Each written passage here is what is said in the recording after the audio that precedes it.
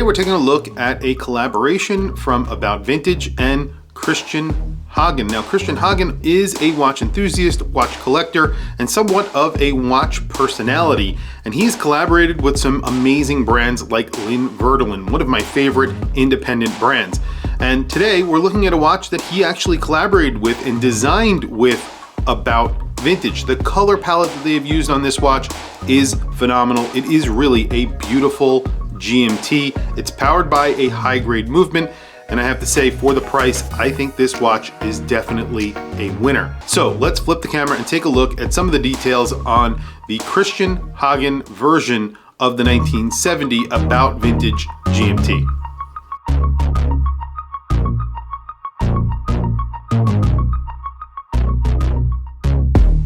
So this is not the first About Vintage that I have featured here on my channel, Watch Chris. However, this is the highest end About Vintage that I have featured here on my channel. It's a GMT, and they put a Sellita SW330 in this watch, so it actually has a pretty high grade movement as well. It's also in collaboration with Kristian Haagen. If you are not familiar with Kristian, he is essentially a watch enthusiast that has made a lifestyle out of it. He does appearances, he writes books, and he does collaborations like this.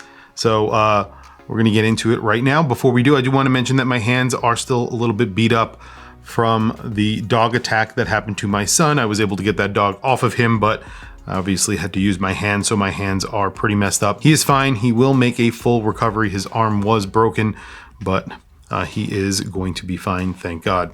Here it is. This is a limited edition. I think this is a limited edition of 500. If I am wrong, I will put it down in the comments below. It's obviously meant to look like a vintage GMT from Rolex, or the GMT Master. It's meant to look like a two-tone GMT Master. So you have this sort of root beer setup on this watch, but it's more brown, I guess.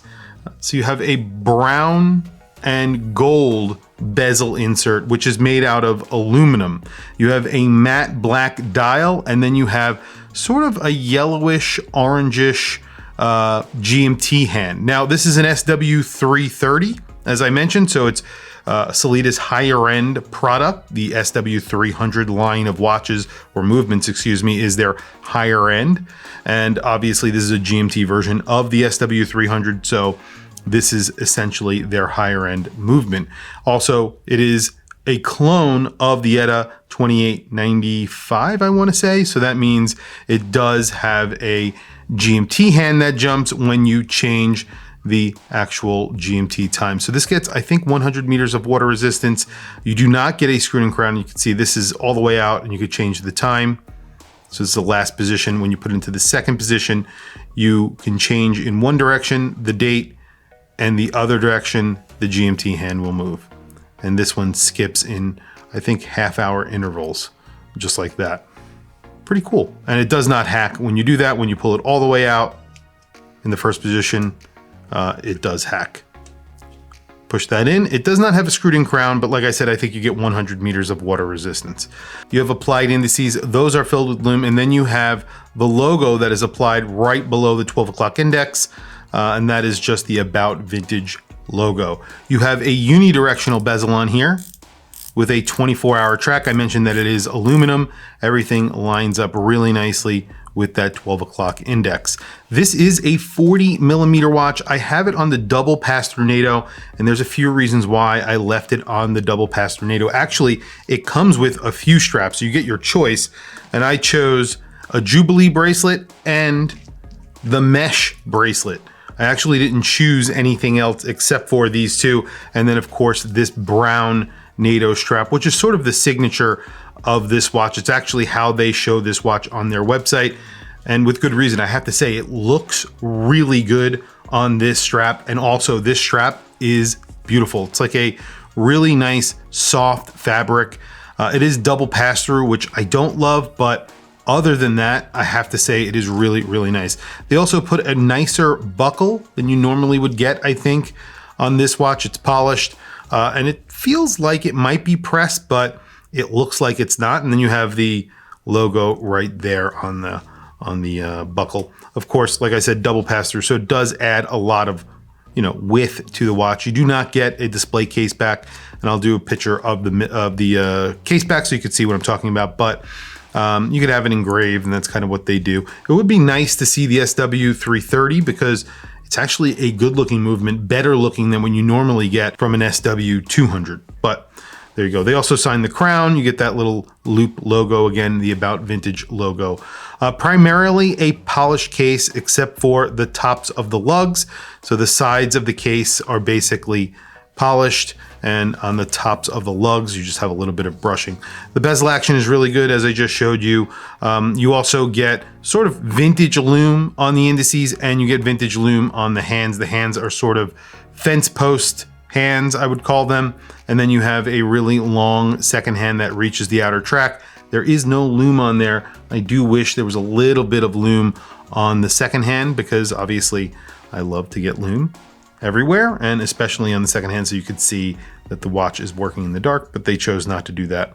There you go. Other than that, it is a 40mm watch, as I mentioned. I'll do quick measurements. So measurements on here, 39, just around 39mm, so 40mm basically, depending on how you catch it on which notch. So it's a little bit less than that if you catch it on a different notch. Thickness without that double pass-through NATO is a respectable 11.2mm. With the double pass-through NATO, 13mm. You have a decent sized crown on here, very in keeping with the look of this watch, sort of vintage Rolex style, 5.8mm.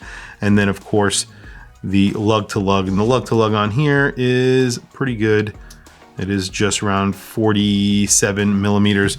I think you do get male end links on here, but they're very, very short, so not very long. I will do a photo of this watch on that strap so you guys can see, or that bracelet so you can see what it looks like. The price on this is $1,000, and so it's like $999. I think that's actually a pretty good price considering the SW330, which is a higher end movement. Also, the collaboration association here with Kristian Haagen, he really does do collaborations with higher end watches. One of them is a watch that I absolutely love, and that is Lynn Verdelin. He did one with them that I think is awesome. So this is kind of cool that he has sort of designed this to look like a vintage Rolex. He made two of them. I think he did a green version, and this is the brown version. I have to say, this is a very, very good looking watch, and the colors that they have chosen are excellent. And that's why I said this brown NATO strap actually goes really well with this look. And I would highly recommend getting this brown NATO strap. I never recommend a NATO strap. I would definitely get this on this strap. It is all Swiss made also, by the way, just so you guys know, in stainless steel. Very quickly, I'm gonna throw it on my wrist, and then we will do a quick lume shot. Today, I have on Towson watches. This is an American brand. This is American made. So I believe they even make the cases here in the States. But I'm not entirely sure of that. I know that they don't make the movements. They use Sellita and ETA movements, but they take them down and refinish them and reassemble them and regulate them here in the United States. And you can see that from the back. A very good looking movement, and a really nicely done watch. So pretty cool. Anyway, here is the About Vintage on my 7.5-inch wrist. Now, like I said, I never recommend a NATO strap, but I have to say this one, not only is it feel nice, but it is really comfortable. It's just good looking, and it's not really incredibly long. It's already a pretty thin watch at 11mm thick, so it doesn't add so much to it that it's unwearable. It actually still sits down pretty well on my wrist.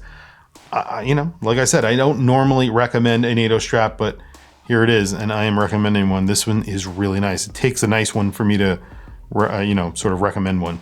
So $999, you might think is pretty expensive for this watch, but like I said, considering that you're getting two bracelets with it, a strap, and you're getting that SW330, it's made in Switzerland, and also it was designed by Kristian Haagen. So all of that sort of baked in, I actually think this is a pretty good price for this watch. Anyway, very quickly, a lume shot. Lume, a little bit of a miss on this watch. They should have put more lume in the indices. They are applied. You have a stark black, matte black dial, which looks fantastic. A little bit of lume, a little bit more lume in those indices would have been really good. They did liberally apply the hands. You could see they actually are pretty liberally applied. They put some lume in the GMT hand, no lume on the second hand. I'd like to see that as well. Other than that, I really do like this watch, and I think it's a really good looking watch for the money. I really like the design. I think it's more of the color choices that they have done, the palette of color choices here with that matte black dial and sort of that burgundy brown bezel with the gold in it, and then of course the brown NATO strap. I think it looks fantastic. I think it looks better on this than it does on the bracelet. And like I said, I'll throw up pictures of this on the bracelet throughout the video so you can see what I'm talking about. Anyway, guys, tell me what you think of this watch down in the comments below. I want to hear from you guys. Please also don't forget to like, subscribe, hit that bell icon. It is super helpful for the channel and I very much appreciate it.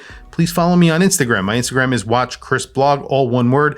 I have some links in the description. Those links are to Amazon. If you click those links and buy anything, it helps support the channel. It doesn't cost you anything extra. However, I very much appreciate it. Anyway, thank you for logging on. I'll catch you guys in the next video.